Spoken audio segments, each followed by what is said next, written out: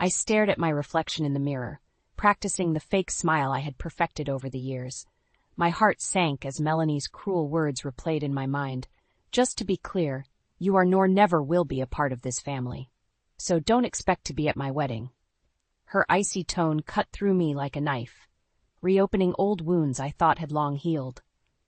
I had sacrificed so much for Doug and his daughter, enduring years of hostility and rejection from Melanie, all in the hopes of one day being accepted as part of their family. It was a harsh reminder of how far I had come, from a driven career woman who once prioritized success over personal relationships to a devoted wife and stepmother. Meeting Doug at that corporate event years ago had been a whirlwind romance, and his warmth and earnestness had melted my icy exterior. Little did I know that marrying a single father would be the greatest challenge of my life. Melanie, then a precocious 10-year-old, had made it clear from the start that I was an unwelcome intruder in her world. My attempts at bonding were met with indifference or outright hostility. The forgotten lunchboxes, the skipped school events, and the blatant disrespect were all painful reminders that I would never truly be accepted as her mother.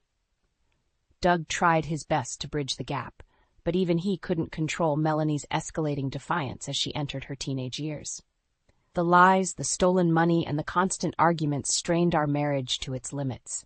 And now, as Melanie prepared to marry Trent, a wealthy architect from a prominent family, she had made it abundantly clear that I would never be a part of her life. Her hurtful words, "You're just an ATM and a maid, my real mom's family, not you," had shattered any remaining hope I harbored. But this time I wouldn't sit idly by and accept her cruelty. A plan was forming in my mind. A carefully orchestrated revenge that would expose Melanie's true colors and the deceit she had woven around her perfect life. As I looked into the mirror, I saw a steely determination in my eyes, a resolve born from years of hurt and rejection. This time I would be the one holding the cards, and Melanie would learn the hard way that actions have consequences. I couldn't help but smile as I reminisced about the day I first met Doug. It was at a corporate event, and I was immediately drawn to his warm, genuine demeanor. Little did I know that our chance encounter would lead to a whirlwind romance and a life-altering decision. Doug was a divorced father of one, and his 10-year-old daughter Melanie was his world. He spoke of her with such pride and adoration that I couldn't help but be charmed. When he asked me out for coffee, I agreed without hesitation, intrigued by this man who seemed to have his priorities in order. Over the next few months, our connection deepened, and I found myself falling for Doug's kindness and unwavering devotion to his daughter. He was a stark contrast to the ruthless corporate world I was accustomed to, and his gentle nature was a breath of fresh air. It wasn't long before Doug proposed, and I said yes without a second thought. I was ready to take on the role of a stepmother, confident that with time and effort, Melanie would come to accept me as part of her family. Little did I know that the road ahead would be paved with obstacles and heartbreak. From the moment I moved in, Melanie made it clear that I was an unwelcome intruder. Her icy glares and cold shoulders were a constant reminder that I was an outsider in her world. I tried everything I could to connect with her, from baking her favorite treats to attending her school events, but she remained distant and aloof. "Why don't you just leave us alone?" she would snap whenever I attempted to engage with her. "You'll never be my real mom." Doug tried to intervene, but Melanie's defiance only grew stronger as she entered her teenage years. She began skipping school, lying to us, and even stealing money from my purse. Each incident was like a dagger to my heart, and I couldn't help but question whether I had made the right decision in marrying into this family. "Please, Melanie, give Rita a chance," Doug would plead, his voice laced with desperation. "She loves you like her own." But Melanie was having none of it. "She's not my mother, and she never will be," she would snarl, her eyes filled with disdain. As the years passed, the rift between us only widened, and I found myself retreating into my work as a means of escape. I had sacrificed so much for this family, and yet I felt like a stranger in my own home. But now, with Melanie's wedding looming, I couldn't help but feel a glimmer of hope. Perhaps this would be the turning point, the moment when she would finally accept me as part of her life. Little did I know, that her cruelty would reach new heights, shattering any remaining illusions I had about our relationship. As Melanie entered her teenage years, her defiance and hostility towards me reached new heights. I couldn't count the number of times I had come home to find her room in disarray, clothes strewn across the floor, and the lingering scent of smoke hanging in the air.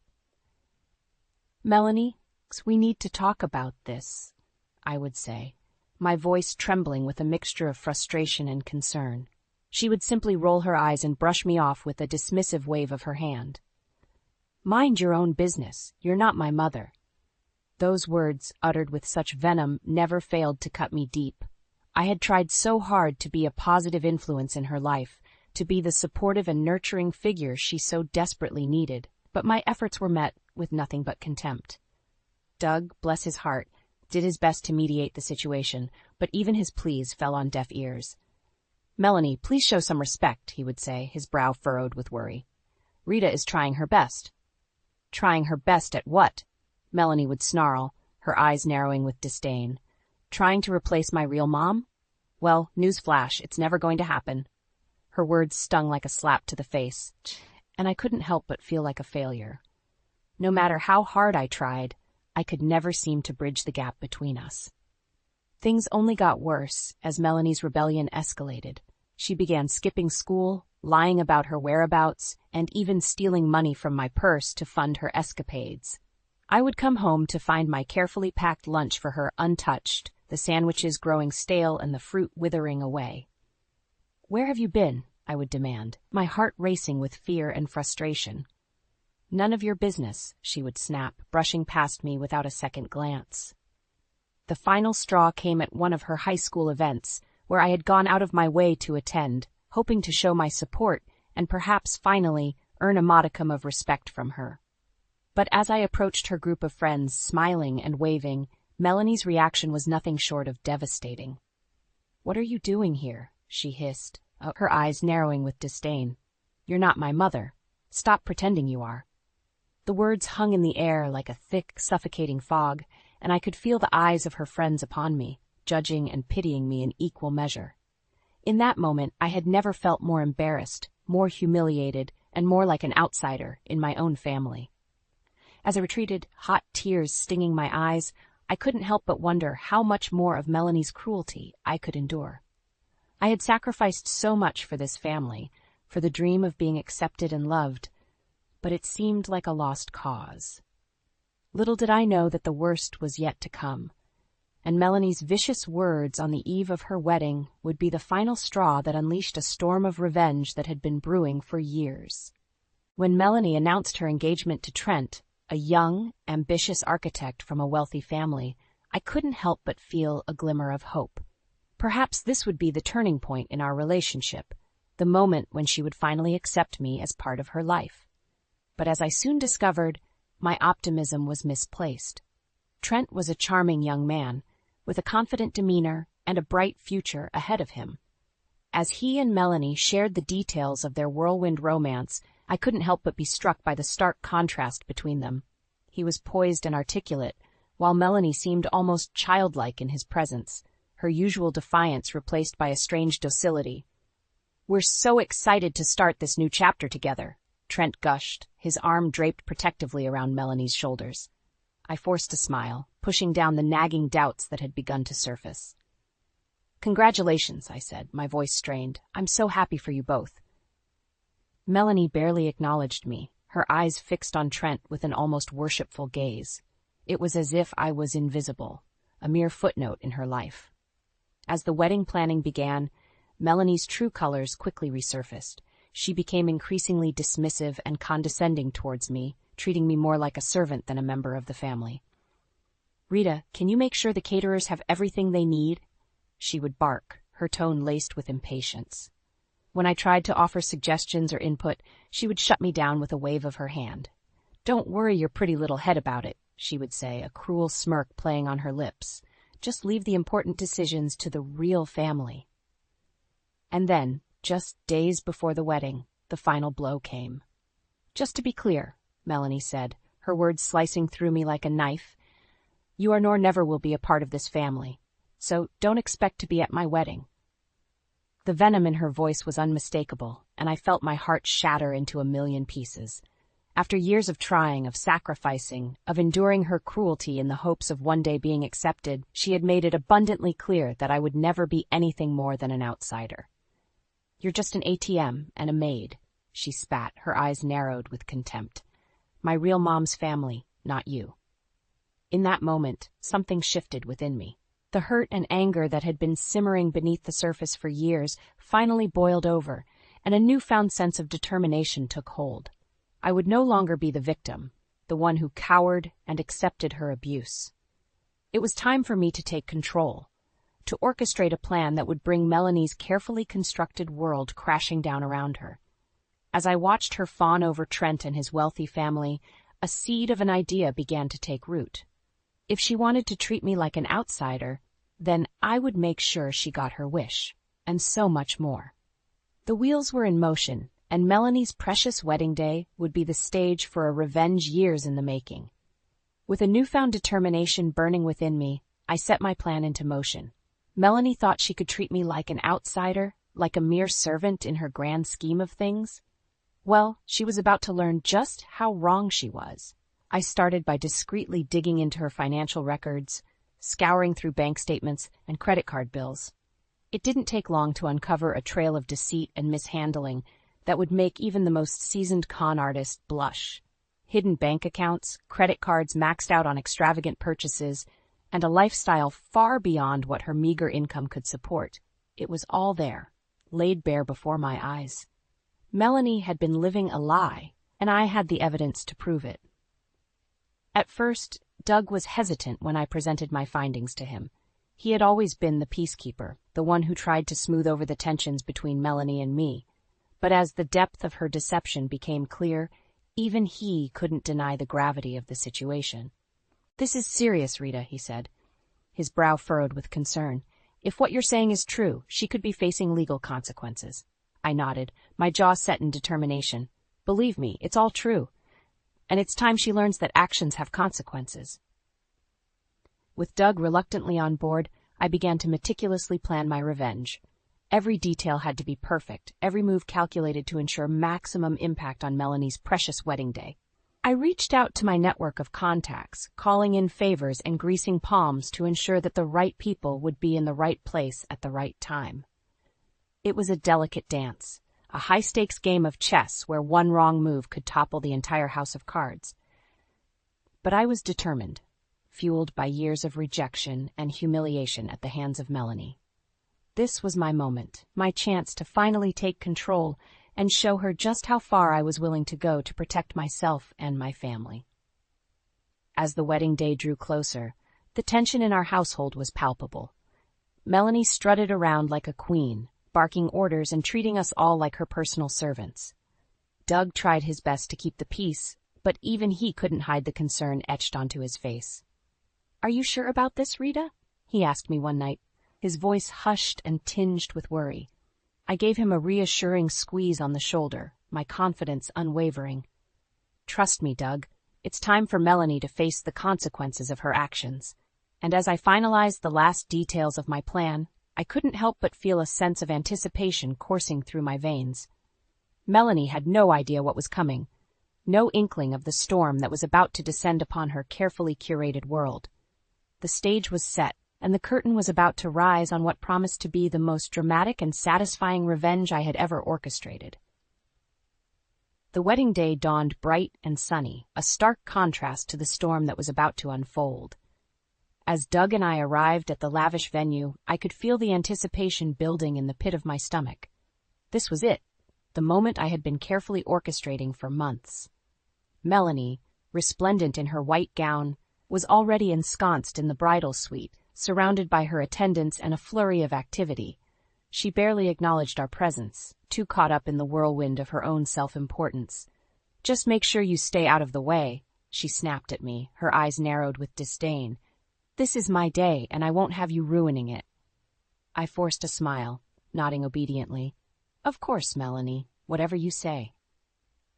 As the guests began to arrive, the tension in the air was palpable. Trent's family, with their impeccable pedigree and designer outfits, mingled among the crowd, casting disapproving glances in our direction. Doug fidgeted nervously beside me, his fingers tapping against his leg in a restless rhythm. "Are you sure about this, Rita?" he whispered, his voice laced with concern. I gave his hand a reassuring squeeze, my resolve unwavering. "Trust me, Doug, it's time for the truth to come out." As the ceremony began, I couldn't help but feel a sense of exhilaration coursing through my veins.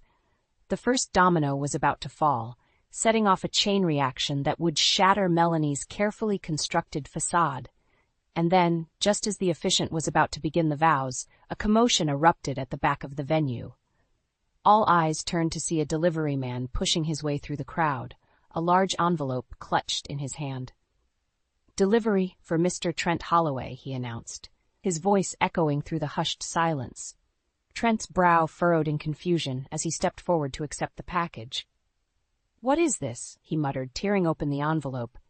That's when all hell broke loose. As Trent rifled through the contents of the envelope, his face contorted into a mask of shock and fury. "What is the meaning of this?" he bellowed, his voice trembling with rage. Melanie's eyes widened in panic as she rushed to his side. "Trent, what's going on?" But Trent wasn't listening. He held up the damning evidence, his eyes boring into Melanie's with a mixture of betrayal and disgust. "How could you, Melanie? All these lies, all this deception?" The guests erupted into a flurry of whispers and gasps, their perfectly coiffed heads swiveling between the two like spectators at a tennis match. Melanie's face drained of color, her lips trembling as she tried to formulate a response. "Trent, I can explain." But it was too late. The truth was out, and there was no going back. As Trent continued to confront Melanie, laying bare her web of lies and financial misdeeds, I couldn't help but feel a sense of satisfaction washing over me. This was it, the moment I had been waiting for, the moment when Melanie's cruelty and deceit would finally come crashing down around her. "Trent, how could you do this now?" she screamed, her voice shrill and desperate. But Trent was having none of it. "How could I?" he roared, his face twisted with fury. "How could you, Melanie? You've been lying to me, to all of us, from the very beginning." As the chaos unfolded, I caught Doug's eye from across the room. He gave me a small nod, a silent acknowledgement of the justice that was being served. And in that moment, as Melanie's world crumbled before our very eyes, I knew that I had finally taken control. The years of rejection, the constant belittling, the feeling of being an outsider in my own family, it had all led to this moment of sweet, satisfying revenge. Melanie may have thought she could treat me like a servant, but in the end, it was I who had pulled the strings, orchestrating her downfall with precision and cunning. And as the repercussions of her actions began to rain down upon her, I couldn't help but feel a sense of vindication, a validation that my sacrifices and pain had not been in vain. The curtain had fallen on Melanie's grand charade, and I was the one left standing, triumphant and unapologetic. As the chaos unfolded around us, it was as if time itself had ground to a halt. The lavish wedding venue, once a vision of elegance and grandeur, had been transformed into a battleground of betrayal and recrimination. Trent's face was contorted with fury, his fingers clenched tightly around the damning evidence of Melanie's deceit. "How could you do this to me, Melanie?" he roared, his voice reverberating through the hushed silence.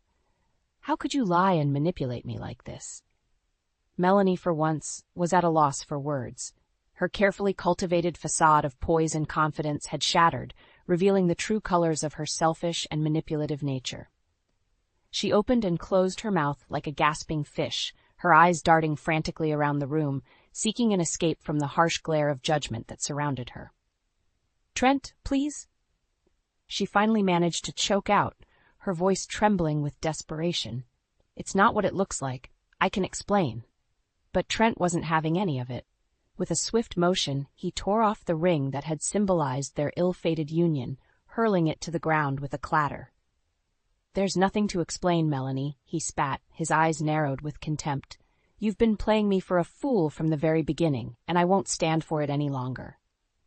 Around us, the guests erupted into a cacophony of whispers and gasps, their perfectly coiffed heads swiveling back and forth like spectators at a tennis match. Melanie's own family, the ones she had held in such high regard, recoiled in horror, their faces etched with a mixture of shock and disgust.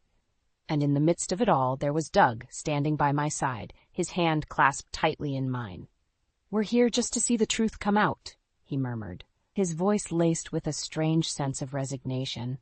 "Justice doesn't need an invitation." As the confrontation between Trent and Melanie escalated, the details of her deception spilled forth like a foul-smelling torrent. Hidden bank accounts, fraudulent loans, and a litany of lies that had formed the very foundation of her carefully constructed life. It was all laid bare for the world to see. Melanie's face contorted with rage, her eyes narrowing into slits as she turned her gaze towards me. "You," she hissed, her voice dripping with venom. "This was you, wasn't it? You're behind all of this." I met her accusation with a steady gaze, unflinching in the face of her fury. "I merely provided the truth, Melanie," I said, my voice calm and measured. "You're the one who chose to live a lie." With those words, it was as if a dam had burst within her. Melanie let loose a torrent of vitriol, hurling insults and threats in my direction with reckless abandon. But her words held no power over me anymore. I had finally broken free from the shackles of her cruelty, and I reveled in the sweet taste of vindication. As the chaos swirled around us, I caught sight of Trent's family huddled together, their faces etched with grim determination. It was clear that the legal repercussions of Melanie's actions were already taking shape, and the consequences she had so carelessly ignored were about to come crashing down upon her. And in that moment, as I watched the very foundation of her carefully curated world crumble before my eyes, I couldn't help but feel a sense of triumph wash over me. The years of rejection, the constant belittling, the feeling of being an outsider in my own family, it had all led to this moment of sweet, satisfying justice. Melanie may have thought she could treat me like a servant, but in the end it was I who had pulled the strings, orchestrating her downfall with precision and cunning. And as the repercussions of her actions began to rain down upon her, I knew that my sacrifices and pain had not been in vain. The curtain had fallen on Melanie's grand charade, and I was left standing tall, vindicated, and unapologetic.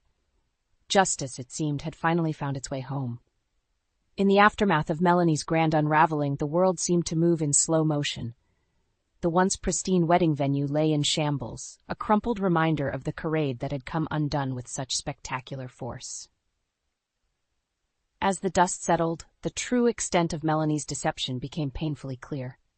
Lawsuits from Trent's family rained down like a relentless storm, each one a damning indictment of her lies and financial misdeeds. Charges of fraud and embezzlement loomed large, casting a dark shadow over her once promising future. And through it all, Melanie remained defiant, lashing out at anyone who dared to cross her path. "You'll all pay for this," she snarled, her eyes wild with fury. "Nobody does this to me and gets away with it." But her threats rang hollow, mere echoes of the power she had once wielded with such impunity. The world had seen her for who she truly was, a manipulative, deceitful woman who had built her life on a foundation of lies. As the legal proceedings dragged on, Doug and I found ourselves caught in the eye of the storm. Lawyers and investigators swarmed around us, their questions probing and relentless. But through it all, we stood united, a bulwark against the chaos that threatened to engulf us. "We did the right thing," Doug would murmur, his hand clasped tightly in mine. "She brought this upon herself." And as the months wore on, the once indomitable Melanie began to crumble under the weight of her own actions. The family she had once held in such high esteem turned their backs on her, their disdain and disappointment a palpable force. Even her own mother, Nancy, couldn't bring herself to defend her daughter's actions. "I never thought she would stoop so low," she confessed to me one day, her eyes brimming with unshed tears. Where did I go wrong? It was a question that haunted us all, a reminder that sometimes even the best of intentions can lead to the darkest of outcomes. But through it all, I found solace in the knowledge that justice had been served. Melanie's reign of terror had come to an end, and the scars she had inflicted upon our family were finally beginning to heal. As the chaos subsided and a new sense of normalcy began to take hold, I couldn't help but feel a profound sense of gratitude wash over me. The path had been long and arduous, paved with heartache and sacrifice, but in the end, it had all been worth it. And then, just when I thought the world couldn't possibly hold any more surprises, fate intervened with a gift more precious than I could have ever imagined. It was a crisp autumn morning when I felt the first flutters of life within me, a subtle reminder that even in the darkest of moments, hope can still take root. As the realization dawned upon me, tears of joy streamed down my face, a testament to the resilience of the human spirit. When I shared the news with Doug, his eyes lit up with a joy I hadn't seen in years. "A new beginning," he whispered, pulling me close. "A chance to do things right." And as we stood there basking in the warmth of our newfound happiness, I couldn't help but feel a sense of peace wash over me. The past had been a tumultuous journey, but now, with the weight of Melanie's cruelty lifted from our shoulders, we were free to embrace the future with open arms. This time, I vowed, things would be different. Our family would be built on a foundation of love, respect, and understanding, a stark contrast to the pain and betrayal that had once threatened to tear us apart. As I cradled my growing belly, I couldn't help but smile at the thought of the little life growing within me. This child would know only love, only acceptance, and would never have to endure the heartache that had once been our constant companion. The storm had passed, and in its wake, a new dawn was breaking, one filled with hope, forgiveness, and the promise of a brighter tomorrow.